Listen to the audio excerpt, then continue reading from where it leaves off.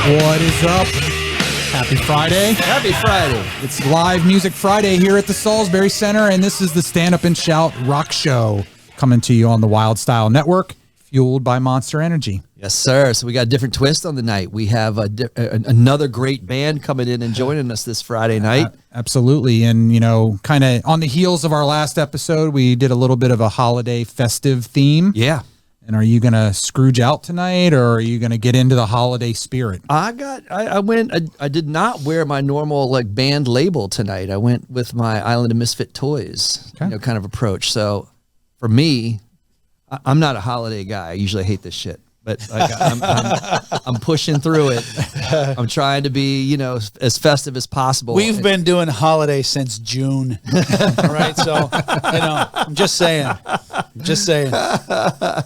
You will leave here tonight with your holiday spirit. Exactly. We have it with us. Yeah, so joining us in the studio and performing live tonight at the Salisbury Center, we have 1224. Welcome, guys. Oh, glad to be here, man. Thank you. Thanks. Good to be here. So, first time at the Salisbury Center, first time down here. We're excited about it. Yeah. If you guys don't mind, like introduce yourselves and tell us a little bit about that, your journey down here, and what you're performing and what you're doing down here tonight. My name's Jay. I am the music director of 1224. We are a Trans-Siberian Orchestra Tribute band. Mm-hmm. And we've been doing this for over 20 years. And again, we love, we're from rock and roll bands. There's no way of celebrating Christmas than playing rock and roll with it, and that's what TSO does. So that's what we've been doing for 22 years. Awesome. And next to me, we have Dirk. He plays the bass. We have Van on the drums and Alan on the guitar, lead guitar over there. All right.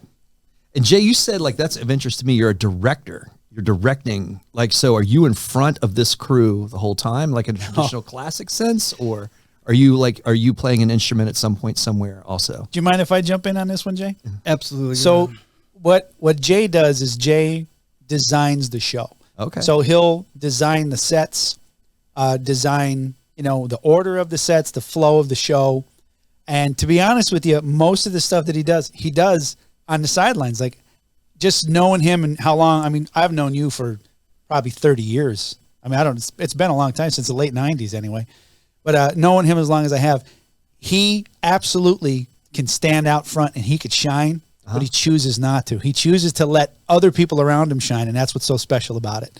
And but he is responsible for the flow of the show, the order of the sets, the choosing of the music, who's doing this, who's going to sing that, who's going to do that.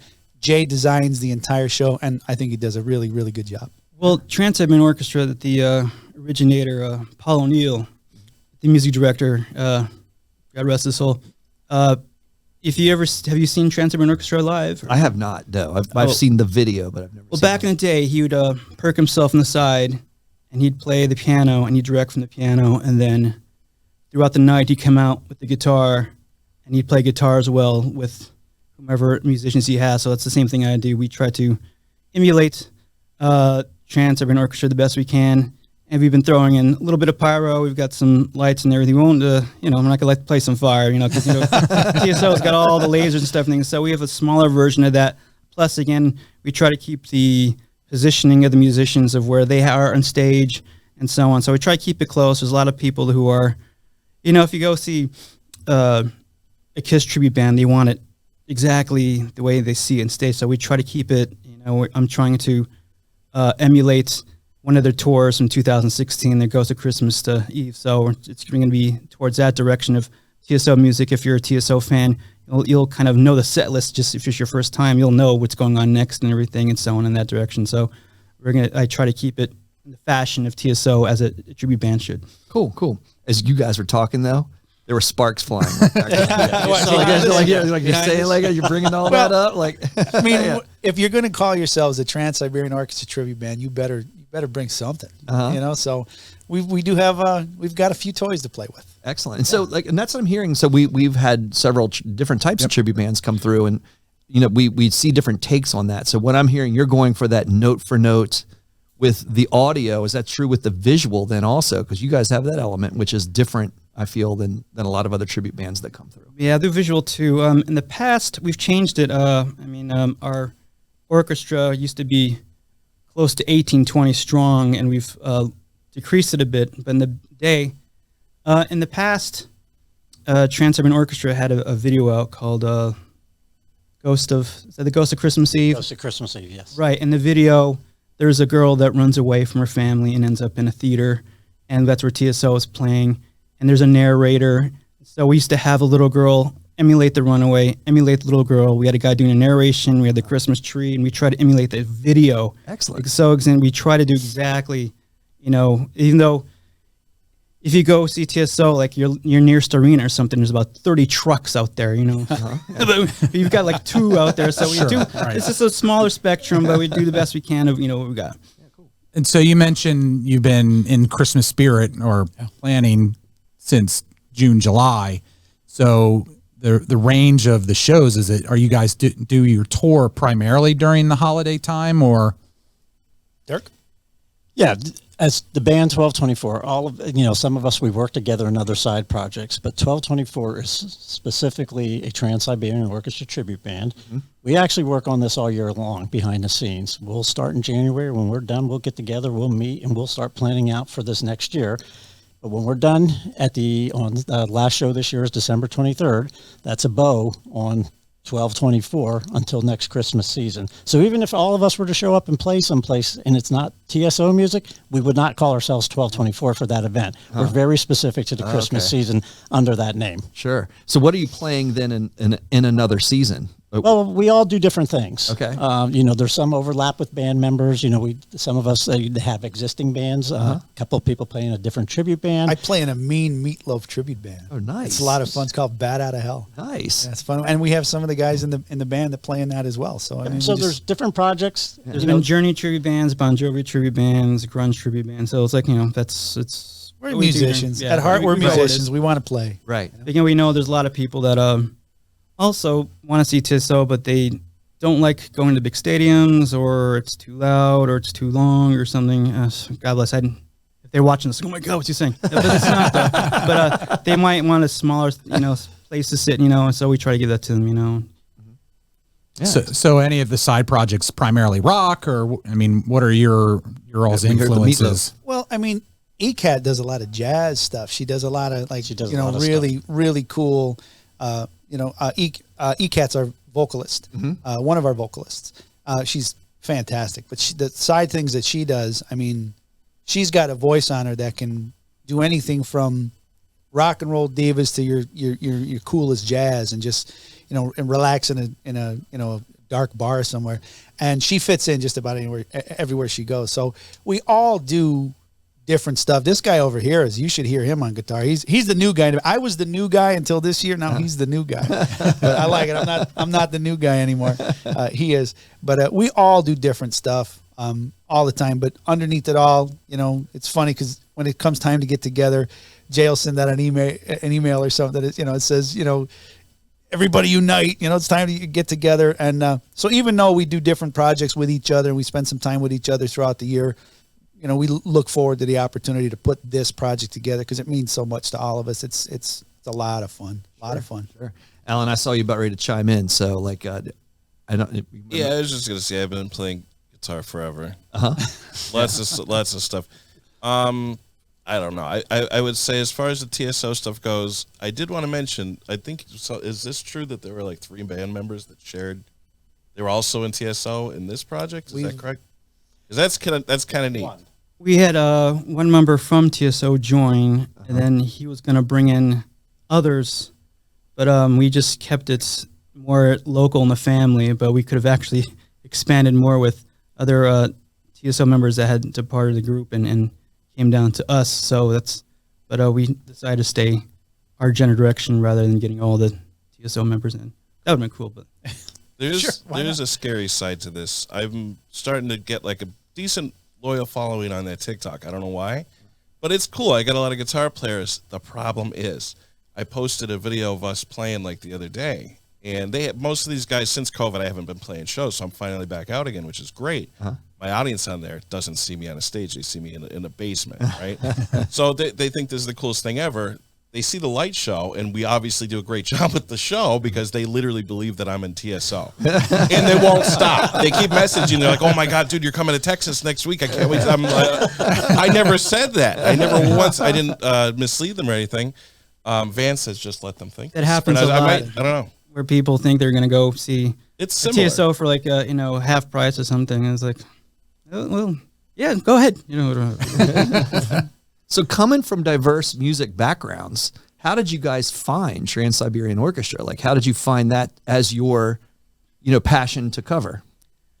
Well, again, it started a long time ago, and it started with a few other gentlemen, and they're finding musicians to play with them in a project that they were thinking of. And again, it started with a smaller 6-7 piece, and it just was something, if you ever see the band and then you watch their video that they have, it's kind of different than, you watch Mariah Carey, you want to dance or something or whatever. Like if you watch TSO play, if you're, you love Christmas and you see these guys, the guitar's low and you got the long hair and they're doing those like heavy metal. It's like, wow, I love, this brings a new element for Christmas time, and there's a lot of people out there that love hard rock and they want to hear these loud guitars and these guys with long hair and just playing on stuff and everything. And, these days they got Joel Hoekstra and they have all these, really great, they still have Chris Caffrey, the amazing Chris Caffrey. Blast and Elias. Yeah, Blast and everything. So He's playing on the West Coast. Yeah. So again, that was the appeal of it, to bring out Christmas in a different way rather than just the poppy stuff and everything. Yeah. So it was it's interesting, sort of how TSO's, Paul O'Neill, John Oliva. So we grew up in the early 80s with Savatage and Hall of Mountain King. So it was interesting seeing the progression of that band. And I saw Savatage right before they kind of splintered off and formed TSO. It was at Hammerjacks in Baltimore. But, they were kind of getting into the rock opera stuff. And so it was a very interesting, I wouldn't say right turn. It was sort of seemed like that was the direction they were heading in. And TSO fit really well with that. So, well, it's funny. We try to emulate the set the best we can. So, like, for a lot of years, they play Rock and Roll by Led Zeppelin. So we'd throw that in the set and play rock and roll. And then when we grabbed one of the singers that used to be in their band, and he came and sang with us, and the set list I had the Savatage song, Thorns. Edge of Thorns? Edge of Thorns. The best song. Right. So we're playing it, and he's like, no, don't do that. I'm like, because no, he's like, he felt uncomfortable already. Like, all right, we'll lose the Savatage song. We'll do something else. But now, when was that? When did this band start, Jay? When did you first put it together? When did it first play, buddy? That was the summertime of 2002. I think that's when he first got me. Yeah, it was a long time ago. It's been around for a long time. Yeah. Been a long time. Right. And we say we're the nation's original and longest running TSO tribute band. Sure. As we started in 2002. Now I've been in the band since 17. And we all kind of came and went at different times, but this band has been around for a long time. There's a lot of history with this band. Excellent. So we did a show, our last show, where we talked about, you're bringing up some metal tunes that of course relate to Christmas and that sit outside of kind of your regular pop tunes, as you just brought up, Jay. Do you have any other songs that maybe are not Trans-Siberian Orchestra songs that you listen to as metal Christmas songs? We did the countdown of 5. Yep. Yeah, that we selected, as possibilities to deck the halls to. Well, there's go to Gary Hoey. Let's see, what's great Christmas songs that are heavy metal. I didn't mean to put you on the spot. I just didn't know, because I still, you put it like there's the Skid Row on, there's the we went with Mistress for Christmas, AC/DC, which is not on a Christmas album. It's on, it's on Razor's Edge. Yes, I was going to say, I wanted to say Flick of the Switch, but I knew that was wrong. Yeah, but right, just the regular AC/DC album has a Christmas song on it. Well, I'm gonna tell you, Jay's actually being kind of humble here. Because we have 2 full-length CDs that we've put out over the years, and an EP. You're going to hear a couple of those songs. Okay, they're factored in tonight, but he's taken some of these original Christmas songs, rearranged them, rocked them up a little bit. He got to know Jay. Jay's not going to come out and tell you about those songs. So I'll be the one to tell you about those songs. Those are the favorites. Those are a ton of great Christmas songs out there by other bands. But I will tell you, the arrangements, the ideas that come out of this gentleman's head are phenomenal. It's different. And like I said, he's put together basically 2.5 albums of music for us. Okay. So yeah, he is the guy I listen to for Christmas ideas. I mean, you can come out with something nice and happy, but then I just want to keep it in the realm of hard rock and TSO and that kind of, not gothic, but like the really, hard rock kind of feel. And that's the way I feel our Christmas music should, stand out. So I'm hearing like there's a lot of passion for what you're bringing in tonight, and also craftsmanship. Without even like listening to you guys yet, like I feel like that's going to happen. Or do you guys have formal training? Did you come from formal music backgrounds, or is this something? Because a lot of times with our tribute bands, we're seeing people that just pick up and learn on their own. Or like, how did that come about for you? Well, with me, my father, he was on his 5th world tour, and where he ended up in Washington, D.C. But basically, he was a musician, and it just boiled down to my family. My family had like a family group and everything. So I've been doing since I've been 3. Okay, yeah. And that's where I started. Again, he's being humble. I had a feeling. He comes from a great family, bunch of brothers of great musicians. They're all fantastic. Yes, he is being very humble. For me, I started in the 3rd grade on violin. Okay. I no longer play violin, but I will credit that music teacher, public school music teacher, finding that spark in me. I had other great music teachers throughout my high school career, who worked with me. I eventually moved over to the bass guitar. And here I am a few years after 3rd grade, still playing music, getting up here on the stage to do it. So, nothing really formal. I didn't go to school. I don't have a degree in music. Gotcha. But, when I get the opportunity to work with somebody like him, whose music mind is so strong, we have other educated musicians in this band. That's what they went to school for. So it's amazing what I learn and I pick up for them, and they challenge you, and they don't say, you just got to keep up with them. Right. And I've learned so much in the 15 years I've been in the band by working alongside of people like him and Jill and Mikey, and other musicians who've have the formal music background. And just listening to them talk, listening to them get up there and they play and they push you, and you just got to go along with them. But it's great. It's a great experience for somebody like me who learned more informally. And then you get somebody like me. I'm not even a musician. I'm the drummer, so I just hang out with musicians. So I just get to hang out with the musicians. But my story is a little bit different. I mean, I'm the youngest of 5. And so my older brothers and my music is, I was on stage with a microphone singing harmony at 4 years old with my family. We sang in church and did a lot of stuff like that. And then as my older brothers got into in their teens and stuff, they started to throw bands together that would play down and practice in the basement. And so me as a 12-year-old, 13-year-old, with music and I can only say that I could visualize how to play the drums. I didn't know how to, I didn't play them, but in my mind I could see it. I could see it. And then when they would be playing down in Mom's basement, I had the opportunity to be around guys that were older than me, that were better than me, that were just fantastic. And a lot of these players are great. They're still good friends of mine today. But I just came up into surrounded by music and had some great opportunities. I started playing out when I was 16. I picked up the first drum set, I think, at 14, and I started playing out at 16, and I'm, been doing it still going. Right. So they still let me do it. 5 years later, you're still going. That's right. 5 years later, we're going. But it's been a blast. These guys, as Dirk and Jay were saying, there's a lot of very, very schooled musicians in this band. I'm not one of them, but very, very schooled musicians in this band. And this guy sitting next to me is one of them. This guy I've been very blessed in my life to be on stage with some very incredible musicians.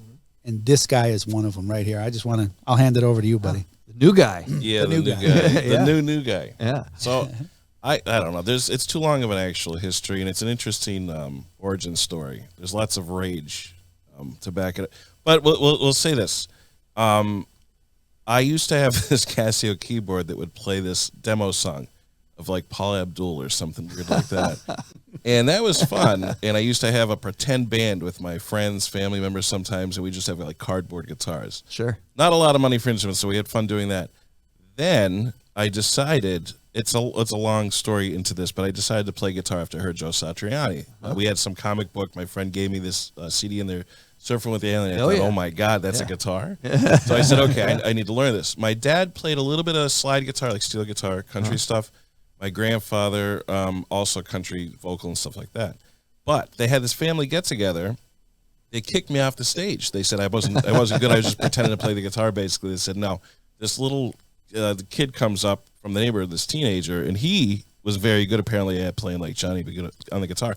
And I got very jealous because their kid had kicked me off from their family, and he's going to play. So I decided at that moment, I said, I'm going to probably get like really good at this guitar. This is never happening again. I'm not getting kicked off stages. Yeah. So there was a little bit of that started. I had a scholarship to go to Berkeley because I started practicing a lot. I got really good at it. Sure. They liked me a bunch there. They couldn't offer me a full scholarship. I said, well, what does it take? They said either you have to be extremely young or already in like an established band that's been touring. It's like one of those things. I said, okay, I understand. Or not guitar because like 85% of their students are already, there's no way. Right. So I couldn't afford first-year housing even with what they were giving me. They don't promise it there either. So I was like, well, I'm screwed. Lived in a vehicle for about 2 weeks trying to figure out a way up on the Orange Line where the doors were all kicked in. It was scary. So I ended up not doing that. And I just got all their books and just self-studied. And then a couple of years later, I started teaching along with their professors on websites, jamplay.com, TrueFire, things like that. So I beat the system. I didn't have to spend massive amounts of debt to go to this college. But I learned, I'm teaching alongside the teachers, I win. It's proven.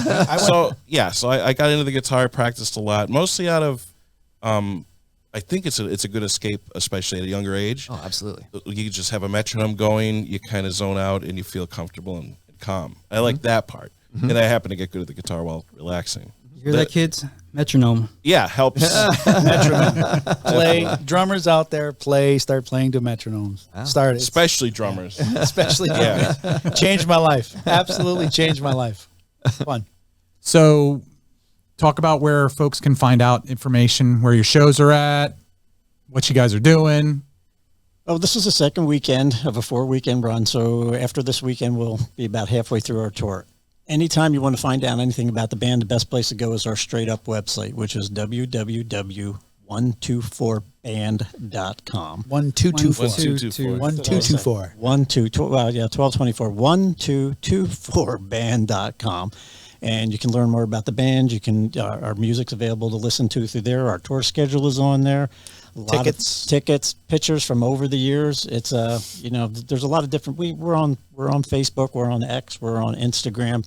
Facebook's good for the immediate stuff, but if you really want to dig into what the band's about and not have to scroll through like hundreds and hundreds of posts to get there, go to that website and you'll actually find a lot of information there. It's very, very, very well done website, I'll say, because I was looking at it earlier, and that's him. Great information, especially a lot of the tribute bands we talk to. It's maybe a couple pictures. Some sound bites, maybe a sound bite, right, or where they're playing, and that's about it. Right. But it's great information. Yeah. Thank you. We appreciate being here. This is the first time down here in Manassas, and there's so much history down here. Like I wish I had time to go explore and check this out and check that out. And I was on the phone a little earlier to one of the local music stores. He was like, "Hey, stop over if you can." And who knows what opportunities we're going to get tomorrow and stuff after the show. But first time down in this area. I'm just looking forward to the show. Thankful to be here. It's a good time. We're going to have a good time tonight. All right. So if everybody who is listening live heard that and you don't have your tickets yet, go get your tickets and get down here. Come on down. Because it's a great way to rock the holidays. Absolutely. It's a good way to start. Yeah. I say that it's all about Christmas spirit. Like this show is, you're going to sit back and watch the show. And when we're done with this show, you're going to be full of Christmas spirit. You're going to be ready. My Grinch heart is going to go it's going to get times too big. Absolutely. So we are full of Christmas spirit, no doubt about it. But this show is a very powerful show. It was put together with a lot of thought, a lot of love, a lot of practice. We're going to bring the big TSO show to this theater. So yeah, we're going to jam it in here. Yeah. Can't wait. Yep. Awesome. Looking forward to it. Thank you. Thanks for taking some time, stopping by. Yeah, thank you. Appreciate being here, guys. Thanks for having us. Yeah. We'll be right back after break on the Stand Up and Shout Rock Show.